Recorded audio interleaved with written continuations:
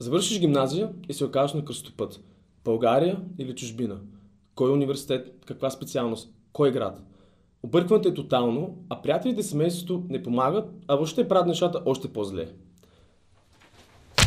Абе, колко пъти го говорим това, бе? Нали трябваше първо да ги въведеш в поредицата? Окей. Хора, почваме от начало.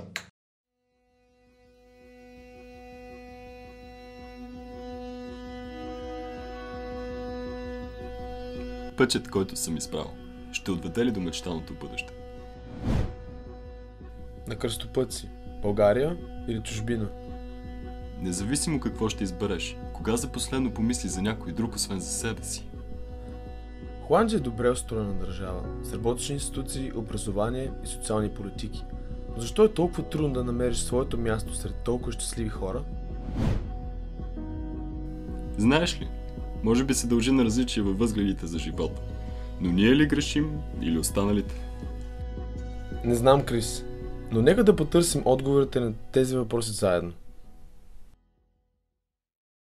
Здравейте на всички в предаването от тук или от татък, в което аз и Крис искаме да поговорим за нещата, които винаги са ни интересували, неща, които мислим, че се отнасят за всеки един млад човек, който е на кръстопът и който обмисля да замине да учи в чужбина. Тази поредица ще говорим за различни теми от какво е да търсиш щастието, когато си млад, какво е да напуснеш България и въобще по-хубава ли е чужбина, правилният избор ли е чужбина. Но преди това мисля, че е време да се представим. Аз ще започна. Името ми е Кристиян Цоневски. Тук съм от 2 години в Маастрихт. Уча европейско право, така проклетата програма европейско право. Преди съм се занимавал с дебати и съм на 20 години. Да. Аз се казвам Даниел Богдански. На 21 години съм и в момента съм 3-та година студент по международен бизнес, другата проклета специалност в Мастрихтския университет. Мастрихт е град, който се намира на граница с Германия и с Белгия. Оставяме доста чуждестранни студенти също. Много международна атмосферата. Много студенти от Германия и от Белгия. Но мисля, че в момента може да започнем от разлики в образованието в България и в чужбина. Да. И въобще, Крис, помисли си, в момента ако си на 18-19 години, завършиш гимназия, все още в училище и идва въпроса на къде? Кой е правилният избор? Не беше толкова отдавна, не ми е трудно да се поставя в техните обувки, но това, което трябва според мен да кажем предварително е, че все пак това е нашият личен опит. И като такъв не го приемайте за чиста монета, приемайте го с една идея критическо мислене, защото все пак ние сме го изживяли първа ръка, но това изживяване може за всеки да е различно. Всъщност образованието в България какво представлява? Като се замисля аз, това, което винаги съм си представил, че ще вляза в една огромна зала, където са насядали някъде към 150-200 ученици и пред тях излиза лектора, професора и започва да обяснява точка по точка всичко как е. Да. И де факто те разсмиват информацията, преди това не те отдавна всъщност се преподавали и се опитват да я преподадат на тебе по възможно най-лесният начин. Да. Обаче това не се забелязва тук в Маастрихт. Имаме така наречената система PBL.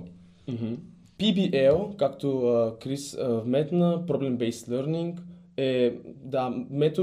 това е метод, който нашия университет в Маастрихт е доста популярен, защото идеята на PBL е така, от 10 до 15 човека група учат заедно в така наречените упражнения, туториали и това, което е най-хубаво според мен е, че наистина постоянно имаме истински проблеми, нали, от живота или въобще някакви казуси, които трябва, след като ти прочетеш материалите вкъщи и се подготвиш така стабилност домашната вкъщи, отиваш в това упражнение и там водиш дискусия. Трябва да дадеш своите аргументи, понякога спориш с събеседника си и наистина се развиват различни умения, които са също презентационни, да водиш дискусия и така нататък. Важното е, че трябва всеки да бъде подготвен. Когато дойде поне в един университет, който е на базата на този тип обучение, да може да се самообучава. Буквално това е може би най-важното. Под самообучение имам предвид 8 часа, може би на ден, до някога и така Понякога, се простира. да. Зависи наистина много от програмата, която си. Но всичко, в центъра на всичко седи точно това, да можеш да седнеш над учебниците сам и по собствен начин да обясниш информацията сам за себе си. Да. И ако един студент не притежава тези качества, ако той не ги е развил на по-ранен етап, тогава наистина ще изпитва големи трудности тук. Това, което каза Крис, и наистина човек трябва да бъде много мотивиран, ако иска да дойде да учи в чужбина, без значение дали е Англия, Германия или Холандия, трябва да бъде готов сам да се справя с много проблеми, с много неща.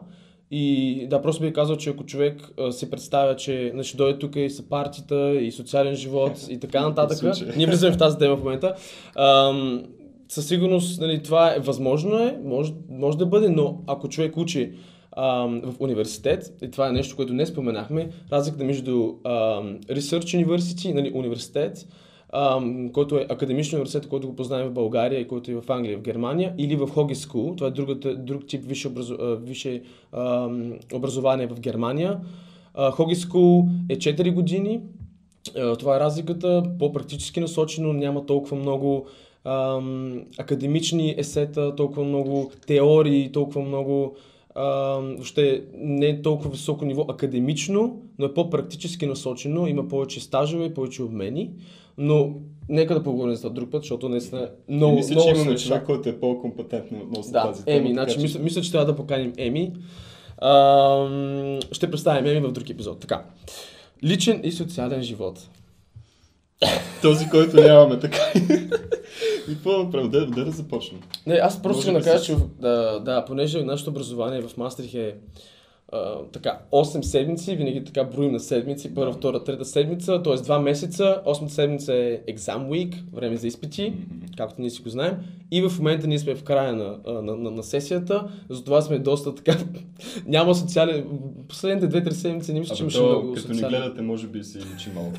Социалният живот е така, аз бих казал, че особено първата и втората година, моя социален живот беше доста оскъден. Да, все пак ти си трета година, аз съм втора година. Ти можеш да потвърдиш, всъщност и аз мога да потвърдя за твоите думи, че първата и втората година не че нещо.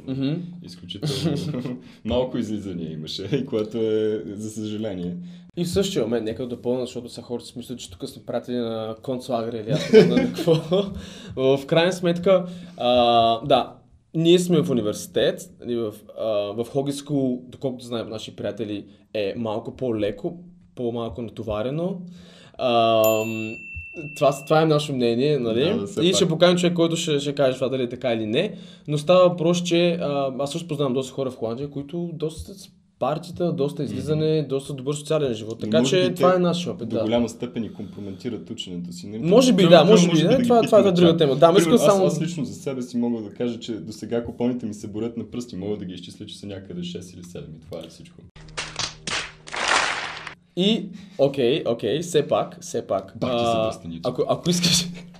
Обаче виж сега, ако говорим за възможностите, ако искаш, има страшно много хора, които им се правят партията, нали? Има страшно... Аз съм бил на много различни партията, испански тип, нали, с регетон и така нататък.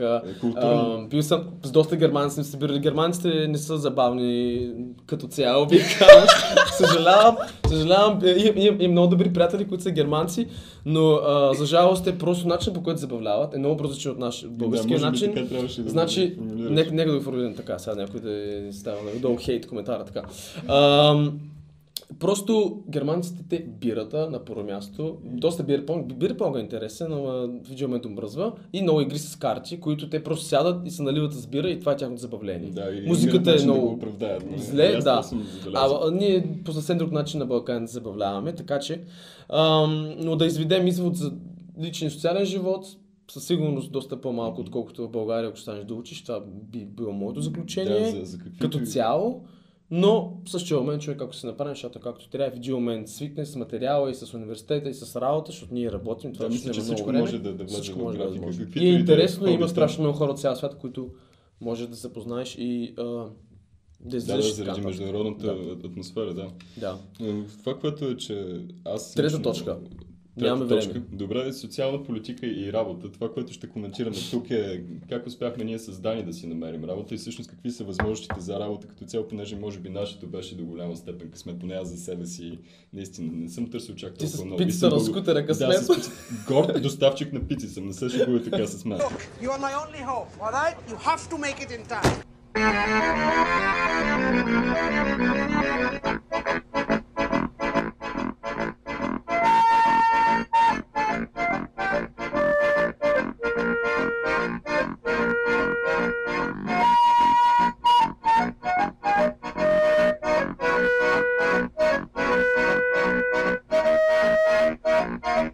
Няма да казвам имена, да не правим реклами след нашето известно предаване.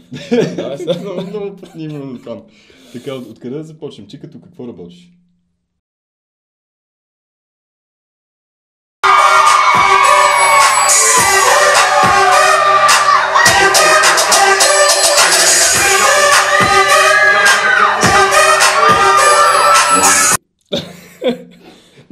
Ти като какво работиш?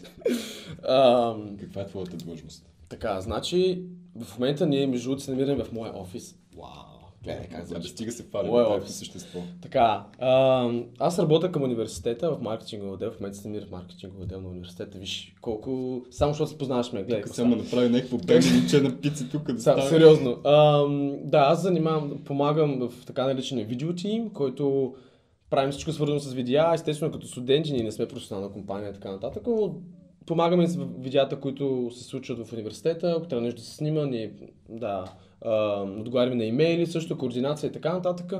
И това е общо взето в маркетинга отдел на университета. Да, Не са късметлийски. И аз трябва да направя това разграничение, че аз всъщност работя на два договора и единият ми е с шефа и аз в момента имам честта да водя дискусия с него и също така, както вече стана ясно. Аз съм и доставчик на пици. И всъщност, защо избрах тази работа, понеже не е чак толкова натоварваща. Аз ходя насам там с скутера и раздавам пици. Това физически не те натоварва и че остава повече време след като се прибереш или за учене, или айде да го направим така за купоне, защото само учене го повтаряме в този епизод. Но важното сега, това, което вас ви интересува, може би на първо време, е как всъщност да си намериш, каква е процедурата. И какви са възможности за работа, да. И какви са социалните политики за работа в Холандия. Айде, най-накрая така. Значи, аз преди да дойда тук не знаех, че... Първо си притеснявах, че ако не знам холандски, ще е трудно да се намеря работа. Така, в същия момент, това въобще не е хвалбано, в момента 3 години аз знам точно 2 думи на холандски и все пак успях да се намеря работа и работя. И съм доста щастлив от този факт. И много хора, че ти знам, че холандски не ти е сила, нали? Не, в никакъв случай, аз Добре. една дума нямам.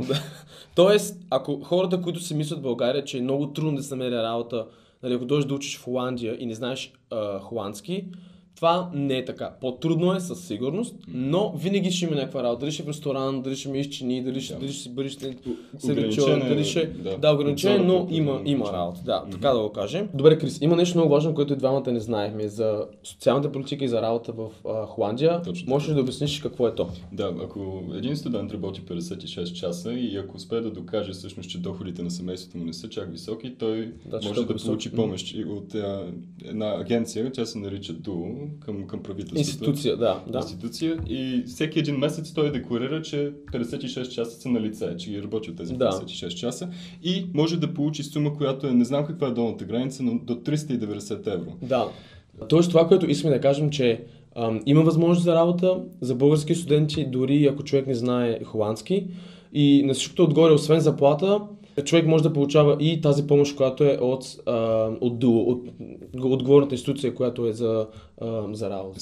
Стандартите точно така, както казва, 2 към 1. Да.